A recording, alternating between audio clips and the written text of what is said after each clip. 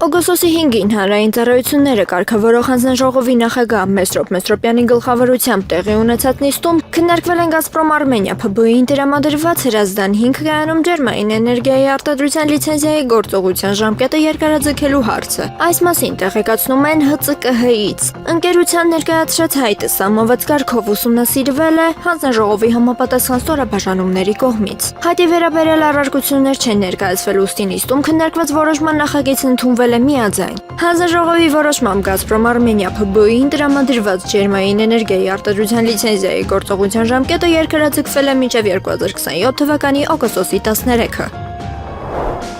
Մուլտիտրանսպորտ ընկերության տնային կալանքի տակ գտնվող տնօրեն Արտուր Դալաքյանին տեղափոխել են ՔԿ տնտեսական հանցագործությունների եւ մաքսանենգությունների քննության վարչություն հարցաքննության, թե ինչ քրեական վարույթի շրջանակներում են նրան հարցաքննելու դեռևս հայտնի չէ։ Չի բացառվում, որ նոր քրեական վարույթի շրջանակներում եւս նրա նկատմամբ քրեական հետապնդում հարուցվի։ Ինչպես հայտնի է, ՔԿ-ում գտնվող քրեական վարույթի շրջանակներում մուլտիտրանսպորտ ընկերության տնօրեն Արտուր Դալաքյանի նկատմամբ հանրային քրեական հետապնդում է հարուցվել, առանձնապես խոշոր չափերով հարկ չվճարելու հատկանիշներով։ Արտուր Դալաքյանի նկատմամբ օրերս որպես խափանման միջոց է ընտրվել տնային կալանքը։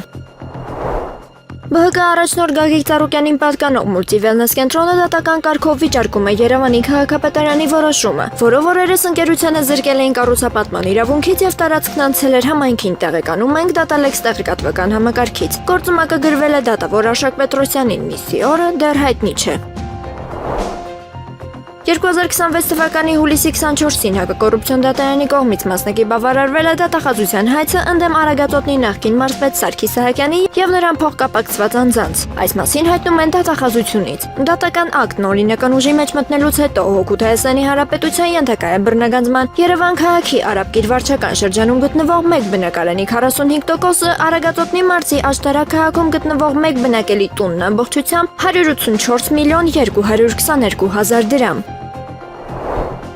Հայ-ադրբեջանական խաղաղ բաղկացած չէ միայն թղթի վրա արված հայտարարություններից։ Ադրբեջանն իր հավատարմությունը խաղաղությանը հաստատել է գործնական քայլերով։ Այս մասին թուրքական Միլիետ թերթին տված հարցազրույցում հայտարարել է Ադրբեջանի նախագահի օգնական նախագահի աշխատակազմի արտաքին քաղաքականության հարցերի բաժնի վարիչ Հիկմետ Հաջիևը, հաղորդում են ադրբեջանական ԶԼՄ-ները։ Ներկայում Հարավային Կովկասում խաղաղություն է տիրում, եթե հայ-ադրբեջանական պատերազմը շարունակվեր, մեր հարևանների մոտ տեղի ունեցած հակամարտությունների կայծերը կարող էին անցնել նաև մեր տարածաշրջան, ասել է նա։ Նախագահի օգնականը նաև դրական է գնահատել Հայաստանի գործող իշխանությունների կողմից իրական Հայաստան հայեցակարգի ընդունումը որպես հիմնական մոտեցում։ Նա նաև հայտարարել է, որ Զանգեզուրի միջանցքի բացումը նոր աշխարհ քաղաքական իրողության մաս է եւ բխում է ինչպես Ադրբեջանի, այնպես էլ Հայաստանի շահերից։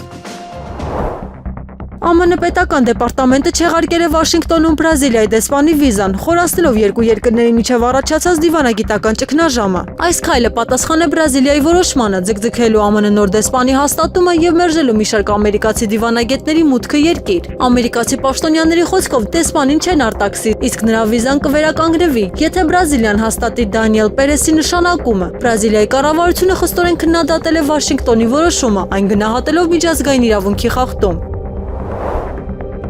Չեխիան այլևս ժամանակավոր պաշտպանություն չի տրամադրի զորակոչային տարիքի այն ուկրաինացիներին, որոնք չեն հաստատի զինվորական պարտականությունների կատարումը։ Այս մասին հայտարարել է երկրի ներքին գործերի նախարար Լյուբոմիր Մեդնարը։ Նոր կանոններով 23-ից 60 տարեկան տղամարդիկ կարգավիճակ կստանան միայն այն դեպքում, եթե ռեզերվ պլյուս հավելվածի միջոցով ներկայացան համապատասխան հաստատում։ Փոփոխությունը չի տարածվի այն անձանց վրա, որոնք արդեն ունեն ժամանակավոր պաշտպանության կարգավիճակ եւ շարունակաբար պահպանել են այն։ Չեխիայի իշխանությունները նշում են, երկրի հնարավորությունները գրեթե սպառվել են, իսկ նոր փախստականների հոսքը կարող է ճգնաժամ առաջացնել։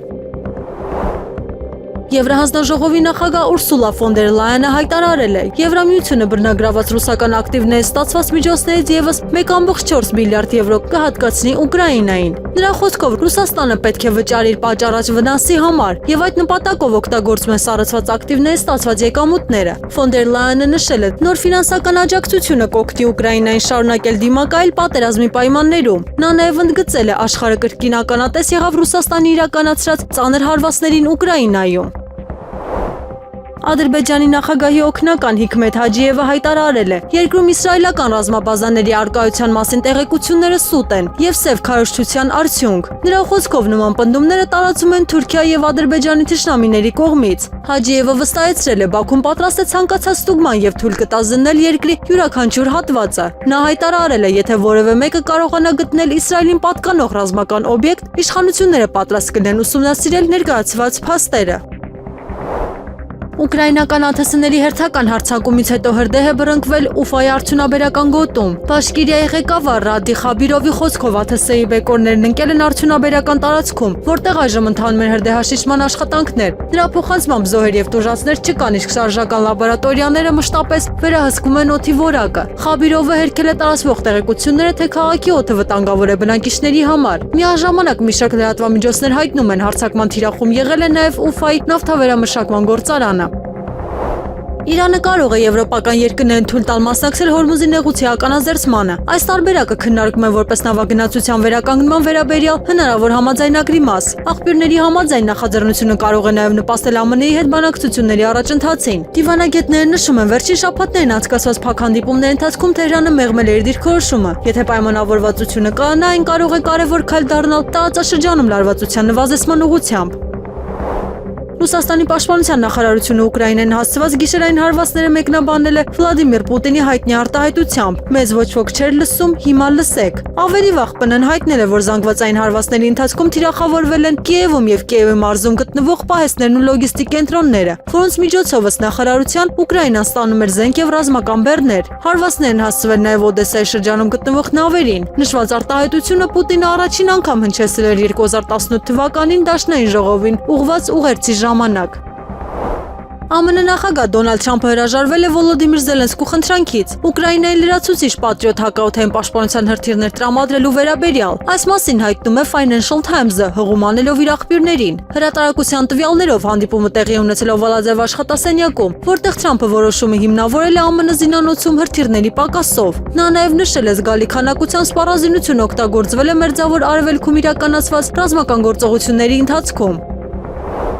Սուետայի քաղաքապետ Խուան Խեսուս Վիվասը հայտարարել է. քաղաքում միգրանտ երեխաների հետ կապված իրավիճակը դարձել է անտանելի։ Նրա խոսքով անչափահասների ընդունման կենտրոնները գերծանրաբեռնված են շուրջ 2600%-ով, ինչը լուրջ ճգնաժամ է ստեղծել։ Եթե հուլիսի սկզբին կենտրոններում գտնվել է մոտ 180 երեխա, ապա այժմ նրանց թիվը հասել է 1100-ի։ Քաղաքապետը հիշեցրել է, օրենքով Սեուտան արտակարգ իրավիճակներում պարտավոր է հոգ տանել ընդամենը 90 անչափահասի մասին։ Նրա խոսքով երեխաներին աստիճանաբար տեղափոխում են մայրցամաքային Իսպանիայի տարբեր շրջաններ, ծանրաբեռնվածությունը նվազեցնելու նպատակով։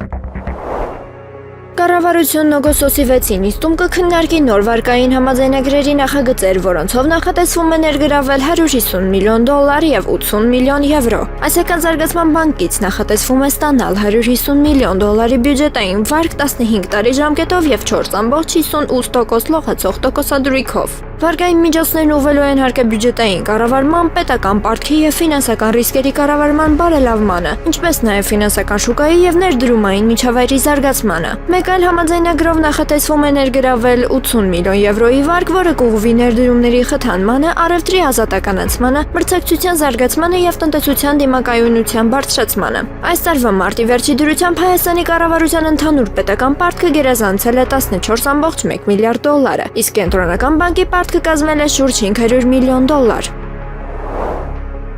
Երևանում կայացել է ԱՆԻ-ի պատմական կամրջի վերականգնման հարցով հայ-թուրքական աշխատանքային խմբի երկրորդ հանդիպումը։ Հանդիպման ընթացքում կողմերը կարևորել են 2026 թվականի մայիսի 4-ին ստորագրված ԱՆԻ-ի պատմական կամրջի համատեղ վերականգնման արձանագրությունը եւ պայմանավորվել շարունակել դրա շուտապույտ իրականացմանն ուղղված աշխատանքները։ Հիշեցնենք, որ արձանագրությունը ստորագրվել էր Երևանում Եվրոպական քաղաքական համայնքի 8-րդ գագաթնաժողովի շրջանակում Հայաստանի եւ Թուրքիայի հատուկ ներկայացուցիչներ Ռուբեն Ռուբինյանի եւ Սերդար Քլիչի կողմից։ Ագնախարար Արարատ Միրզոյանն ընդունել է ԱՄՆ հատուկ բանագնացի ավագ խորհրդական Այրել Լայթսոունին։ Հանդիպմանը մասնակցել է նաև Տրանսկասպիան ձեռնարկությունների հիմնադրամի նախարար Կոնստանտին Սոկոլովը։ Կողմերը քննարկել են 2025 թվականի օգոստոսի 8-ի Վաշինգտոնյան խաղաղության գագաթնաժողովից հետո արձանագրված զարգացումները, Հայաստան-Ադրբեջան խաղաղության գործընթացը, ինչպես նաև ՀՀ-ԱՄՆ ռազմավարական գործընկերության խորացման ուղղությամբ իրականացվող ծրագրերը։ Անդրադարձ է կատարվել նաև առևտրատնտեսական համագործակցությանը, արհեստական բանականության ոլորտում համատեղ նախաձեռնությունների, Firebird AI-ի տվյալային կենտրոնի նախագծին, ինչպես նաև տարածաշրջանային կապուղիների զարգացմանն ու TRIP ծրագրի իրականացման ընթացքին։ Հայաքվե ազգային քաղաքացիական միավորման համակարգող Ավետիք Չալափյանը կալանավայրից ուղերձ է հղել անդրադառնալով նոր գումարման ազգային ժողովի առաջին նիստի քաղաքական քննարկումներին։ Չալափյանը քննադատել է ԿՊ պատգամավոր Արման Եղոյանի այն տեսակետը, թե հիմնական քաղաքական հակասությունը վերաբերում է ինքնիշխան Հայաստանի եւ Ռուսաստանի զգախյալ պետության ընտրությանը։ Նրա համոզմամբ իրական ընտրությունը թուրքական աշխարհի մեջ ինտեգրվելու եւ ազգային պետություն կառուցելու միջև է։ Նա պնդել է, որ հայ-թուրքական հակասությունները պատմական խորքային պատճառներ ունեն եւ չեն ձևավորվել Ռուսաստանի ազդեցությամբ, ինչպես իր խոսքով ներկայացնում են իշխանությունները։ Չալաբյանի գնահատմամբ Հայաստանի անվտանգությունը պահանջում է հենվել այն երկրների հետ համագործակցության վրա, որոնք իր կարծիքով հակակշիռ են Թուրքիայի ազդեցությանը, մասնավորապես Իրանի, Հնդկաստանի եւ Չինաստանի հետ։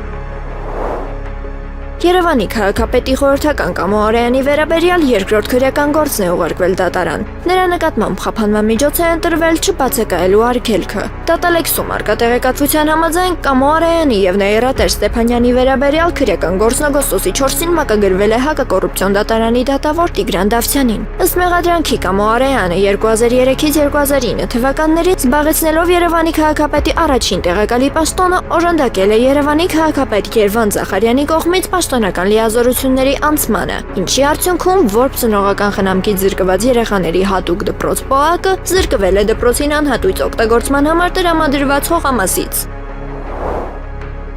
Այն, ինչ մենք ունենք օրինական ճանապարհով, ես սա ասել եմ եւ ամբիոնից եւ հիմա եմ ասում։ Հիմա դատական process է ընթանում, այդ ամենը բնականաբար ցույց ենք տալու։ Աժեում լրագրողների հետ զրույցում ասաց Հայաստան Դաշինքի падգամավոր Լևոն Քոչարյանը։ Մենք այս պայքարի մեջ լինելով գիտակցել ենք, որ մեր դիմաց ոչ թե օրենքն է գործում, այլ մեկ մարդու ցանկություն։ Շատ լավ հասկանում ենք, որ այն լկտիությունը, որը տեղի է ունենում Գագիկ Ծառուկյանի հետ կապված, կարող է լինել բոլորի հետ։ Ընտրություններից ընդամենը մեկ շաբաթ հետո գրեթե բոլոր ընկերությունները, որոնց մեջ մեր ընտանիքի որևէ անդամ ունի մասնակցություն, հարկայինը զինված մտել է ամեն տեղ։ Նույնիսկ կնոջս Սիրուշոյի խանութներ, գրասենյակ, վարպետների մոտ, նշեց Քոչարյանը։ Ընդգծեց, որ խախտում չէին կարող հայտնաբերել, որովհետև այն չկար, աչք վախեցնելու գործողություն է եղել։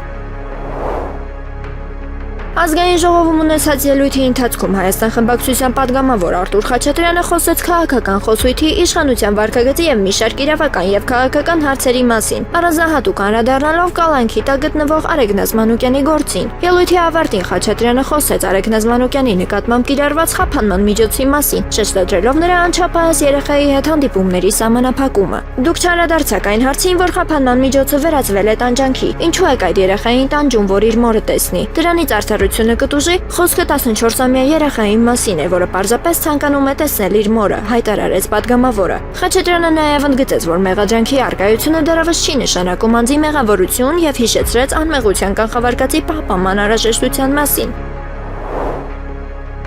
Անդրանիկ Թևանյանի փաստաբանական թիմը վերաքննիչ քրեական դատարան է ներկայացրել բողոք առաջին էջանի դատարանի այն որոշման դեմ, որով Անդրանիկ Թևանյանի նկատմամբ կիրառված կալանքի ժամկետը երկարաձգվել է եւս 2 ամսով։ Այս մասին հայտնում են փաստաբանական թիմից։ Միաժամանակ փաստաբանական թիմը բողոք է ներկայացրել նաեւ Վճռաբեկ դատարան, վիճարկելով Անդրանիկ Թևանյանի նկատմամբ կալանք կիրառելու վերաբերյալ առաջին դատական ակտը։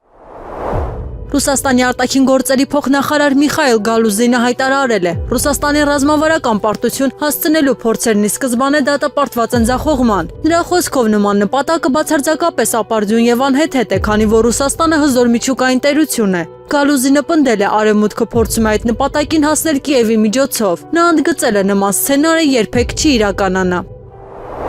ԱՄՆ նախագահ Դոնալդ Թրամփը հայտարարել է Իրանը այլևս չունի միջուկային զենք մշակելու հնարավորություն եւ այդ փաստը շուտով պաշտոնապես կփաստաթղթավորվի։ Նրա խոսքով Թեհրանը երբեք միջուկային զենք չի ունենա, իսկ առաջիկա համաձայնությունը կներառի նաեւ Հորմուզի նեղուցի բացման եւ միջուկային ծրագրի վերաբերյալ դրույթներ։ Ըստ հրապարակումների Իրանը եւ Օմանը պետք է 60 օրվա ընթացքում համաձայնության գան նեղուցի բացման շուրջ։ Այդ ընթացքում Վաշինգտոնն ու Թեհրանը նախատեսում են վերսկսել բանակցությունները Իրանի բարձր հարստացված ուրանի պաշարների ապագայի վերաբերյալ։ Եմենի Անսար Ալլահ շարժման հութիները հայտարարել են Կարմիր ծովի հյուսիսում բալիստիկ հրթիռներով հարձակվել են Սաուդյան Վաֆա նավթատար նավի վրա։ Շարժման ռազմական խոսնակ Յահյա Սարիա իր պնդմամբ հարվածը եղել է ճշգրիտ եւ իրականացվել է Յամբուի մոտակայքում։ Նրա խոսքով հուլիսի 22-ից հետո հութիները հարձակվել են արդեն 8 Սաուդյան նավթատար նավի վրա, իսկ եւս 29 ստիպված են եղել փոխել երթուղին։ Սարյան նաև հայտարարել է Սաուդյան Արաբիան փորձում է շրջանցել Բաբ el-Մանդեբի շրջափակումը, սակայն հութիները պատրաստ են ընդլայնել իրենց գործողությունները։ Շարժումը սպառնացել է փակել նաև հյուսիսային ծովային ուղիները, հայտարարելով շրջափակման դիմաց ռազմավարության մասին։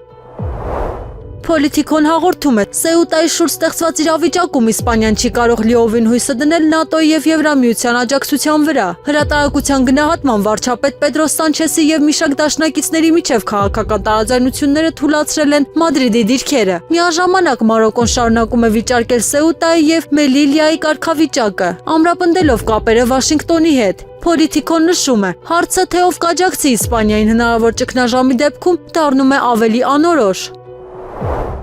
Պենտագոնը հրապարակել է Իրանի հետ հակամարտության ընթացքում ամերիկյան կորուստների նոր տվյալները։ Ըստ պաշտոնական տեղեկատվության ռազմական գործողությունների սկզբից վիրավորվել է ընդհանուր առմամբ 687 ամերիկացի զինծառայող։ Էպիկական կատաղություն գործողության ընթացքում վիրավորվել է 417, զոհվել 14 զինծառայող, իսկ գործողությունը պաշտոնապես ավարտվել է մայիսի 5-ին։ Բացի այդ, հուլիսի 7-ից հետո արտասահմանյան գործողությունների ընթացքում զոհվել է եւս 4, վիրավորվել 270 ամերիկացի զինծառայող։ Թրամփը հայտարարել է ամերիկացի եւ իրանցի պաշտոնյաները բանակցությունների շատ լավ օր են ունեցել։ Նրա խոսքով քննարկումները դրական մթնոլորտում են անցել եւ շփումներում արդեն նկատվում է զգալի առաջընթաց։ Թրամփը նշել է խելամիտ կլինի հնարավորինս արագ հասնել համաձայնության, սակայն վերջնական արդյունքը դեռ կախված է բանակցություններից։ Նա նաեւ վստահություն է հայտնել, թե Իրանի հետ գործարք կնքելու հնարավորություն կա։ Հնդկաստանի խորհրդանի կապի եւ տեղեկատվական տեխնոլոգիաների հանձնաժողովը երրորդյա վերջնագիր է ներկայացրել Մեթայի գործադիր տնօրեն Մարկ Ցուկերբերգին։ Պատճառը վարչապետ Նարենդրա Մոդիի մասնակցությամբ տեսանյութի ժամանակավոր հեռացումն է Facebook-ից։ Հանձնաժողովը պահանջում է հրապարակային ներողություն եւ պատասխանատվության ենթարկել միջադեպի համար պատասխանատուներին։ Հակառակ դեպքում ընկերությունը կարող է զրկվել անվտանգ նավահանգստի կարգավիճակից, որը նրան ապահովում է իրավական պաշտպանություն։ Հունգարիայում իշխանափոխությունը չի փոխել Ուկրաինայի Եվրամիությանը անդամակցելու հեռանկարները։ Հելսինկիի համալսարանի պրոֆեսոր Կատալին Միկլոշիի խոսքով նոր վարչապետ Պեդեր Մադյարը շարունակում է պահանջել, որ Կիևը երաշխավորի Անդրկարպատիայի հունգարական փոքրամասնության իրավունքները։ Փորձագետը նշել է, այդ հարցը կարևոր է Հունգարիայի պահպանողական ընտրազանգվածի համար։ Նրա գնահատմամբ ԵՄ մի շարք այլ երկրներ նույնպես չեն աջակցում Ուկրաինայի արագացված անդամակցությանը, թեև հրապարակայնորեն չեն բարձրաձայնում այդ դիրքորոշումը։ Որպես պատճառներ նշվում են տնտեսական, քաղաքական եւ պատմական տարաձայնությունները։ Մարոկոյից Սեուտա անցնելու փորձի ժամանակ զոհվել է առնվազն 141 միգրանտ, 78 դիակ հայտնաբերվել է իսպանական, իսկ 63-ը մարոկոյական կողմում։ Զոհվածների մեծ մասը 20-ից 30 տարեկան երիտասարդներ են, հիմնականում Մարոկոյի քաղաքացիներ։ Նրանց թվում կան նաև Աֆրիկայի այլ երկրների քաղաքացիներ, մի քանի կին եւ շատ քիչ անչափահասներ։ Հյուսիսային Կորեայի առաջնորդ Կիմ Չեն Ընի քույր Կիմ Յո Չժոնգը հայտարարել է, Փհենյանը լրացուցիչ միջոցներ կձեռնարկի ի պատասխան Ճապոնիայի ռազմական ներուժի աճի։ Նրա խոսքով Հյուսիսային Կորեան թույլ չի տա, որ Ճապոնիան վերածվի տարածաշրջանի անվտանգության համար լուրջ սպառնալիքներ կազմող ռազմական տերության։ Վերջինս միջազգային հանրությանը կոչ արել դատապարտել Տոկիոյի գործողությունները եւ մեծացնել զգոնությունը։ Նա հիշեցրել է, որ Ճապոնիան փորձարկել է Թոմահոկ թևավոր հրթիռներ, տեղակայում է հեռահար հականավային հրթիռներ եւ զարգացնում է նոր ռազմական ծրագրեր։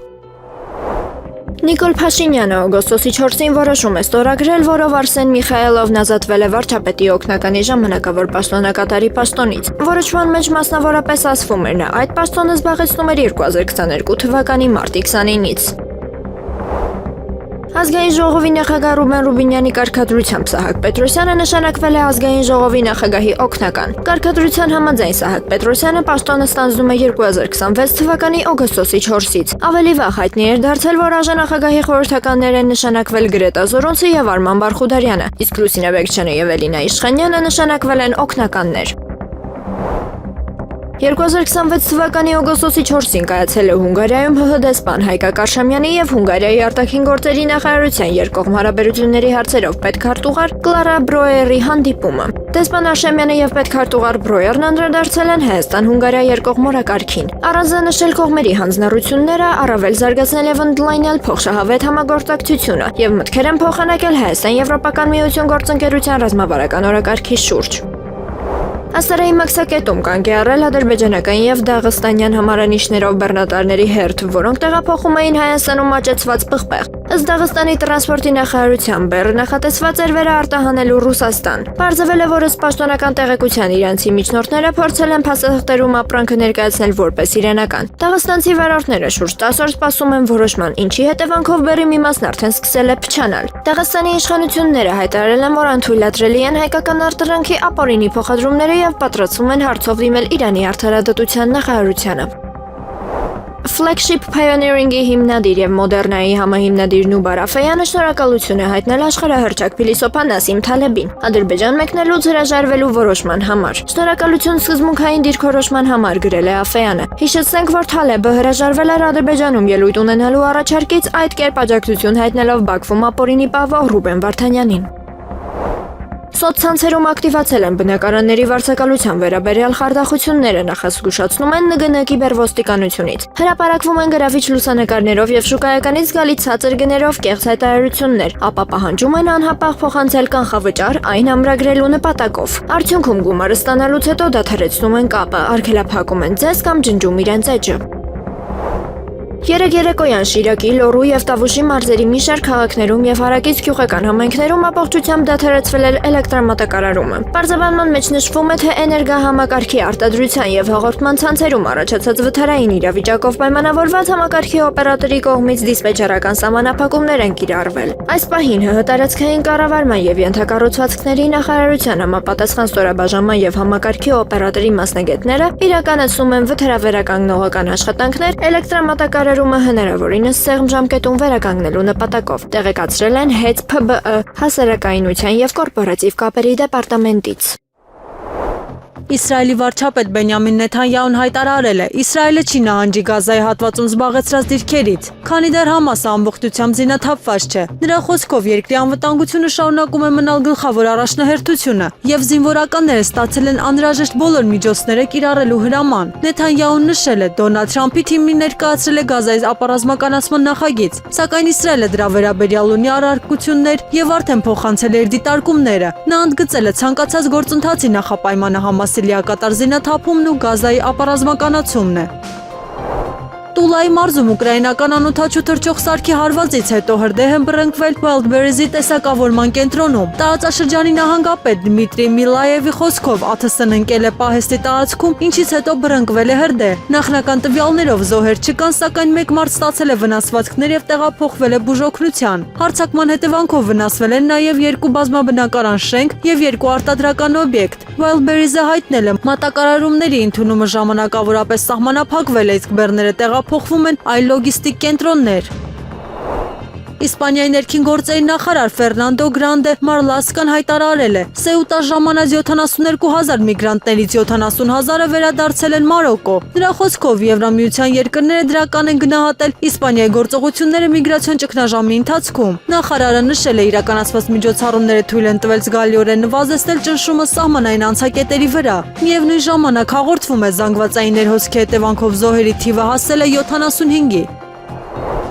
Axios-ը հայտնում է, Իրանն ու Օմանը մոտ են Հորմուզի նեղուցում նավագնացության վերականգնման շուրջ ժամանակավոր համաձայնության ձեռքբերմանը, իսկ ԱՄՆ-ն մտադիր է այդ մասին հայտարարել օգոստոսի 5-ին։ Ըստ հրապարակման քննարկվում է 60-օրյա միջանկյալ համաձայնություն, որի ընթացքում նավերի երթևեկությունը կիրականացվի հատուկ համաձայնեցված երթուղիներով։ Նախատեսվում է նաև 30 օրվա ընթացքում սկսել նեղուցի ականազերծման աշխատանքները եւ ժամանակավորապես չկիրառել անցման վիճակներ։ Բանակցություններին բացի Իրանից եւ Օմանից մասնակցել են նաև Կատարի, Պակիստանի եւ Սաուդյան Արաբիայի ներկայացուցիչները։ Աղբյուրների համաձայն Իրանի ղեկավարությունը արդեն ավարտել է համաձայնության հաստատման գործընթացը։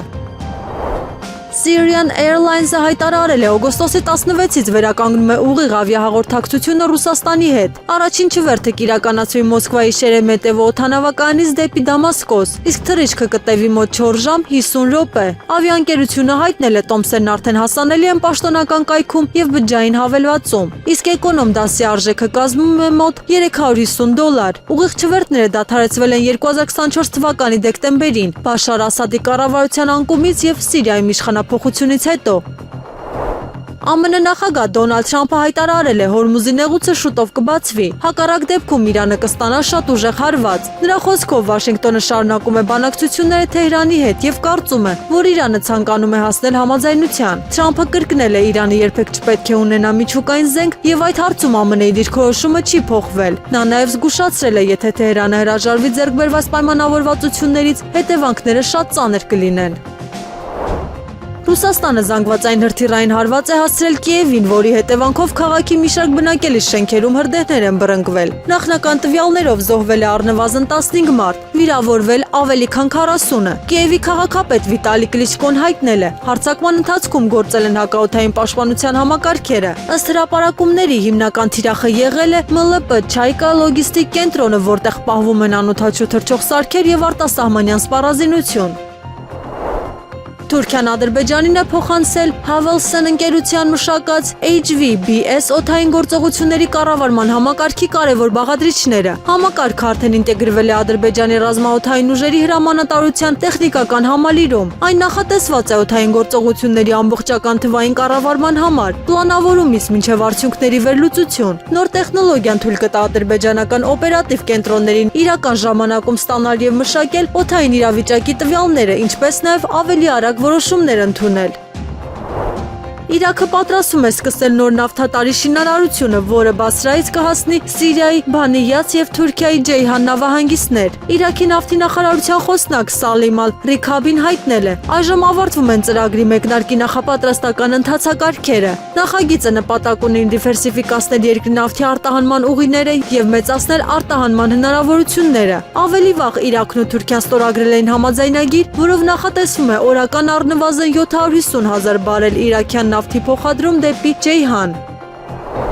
ՌԴ նախագահ Վլադիմիր Պուտինը ստորագրել է օրենք, որով զգալիորեն ընդլայնվում են օտարերկրացիների արտաքսման հիմքերը։ Այսուհետ արտաքսում կարող է կիրառվել ոչ միայն միգրացիոն, այլև մի շարք վարչական իրավախախտումների դեպքում։ Դրանք ներառում են մանր խուլիգանությունը, հանրահավաքների ժամանակ խախտումները, ճանապարհների արգելափակումը, թմրամիջոցների օգտագործումը, արգելված խորհրդանիշների քարոզչությունը, Ռուսաստանի զինված ուժերի վարկաբեկումը եւ պատժամիջոցների կոչերը։ Օրենքը նաեւ խստացնում է մուտքը կանոնների խախտման եւ ապօրինի աշխատանքի համար նախատեսված տուգանքները, դրանք կրկնապատկելով։ Բացի այդ, խախտողները այլևս չեն կարողանա արտաքսումից խուսափելու համար որպես հիմնավորում ներկայացնել ընտանեկան դրությունը կամ Ռուսաստանում երկար տարիներ բնակվելու փաստը։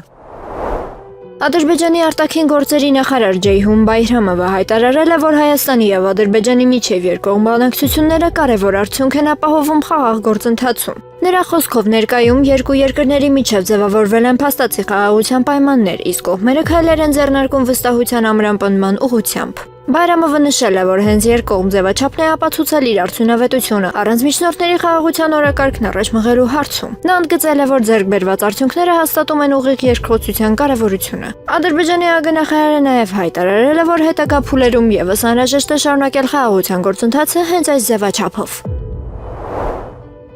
Ուժեղ Հայաստան խմբակցության ղեկավար Նարեկ Կարապետյանը հայտարարել է, որ Ադրբեջանի պահանջը Հայաստանի սահմանադրության վերաբերյալ իրավական հիմք չունի։ Նրա խոսքով որևէ հանրաքվե կարող է անցկացնել միայն Հայաստանի քաղաքացիների կամքով եւ համաձայնությամբ։ Կարապետյանը շեշտել է, որ որևէ այլ պետություն չի կարող որոշել, թե ինչպիսին պետք է լինի Հայաստանի սահմանադրությունը։ Նա ընդգծել է, որ խաղաղության պայմանագիրը անհրաժեշտ է, սակայն այն պետք է բացառի ապագա վտանգները Հայաստանի համար։ Նրա խոսքով քաղաքական բոլոր քայլերի նպատակը խաղաղությունն է, բայց առանց ազգային եւ պետական շահերը վտանգելու։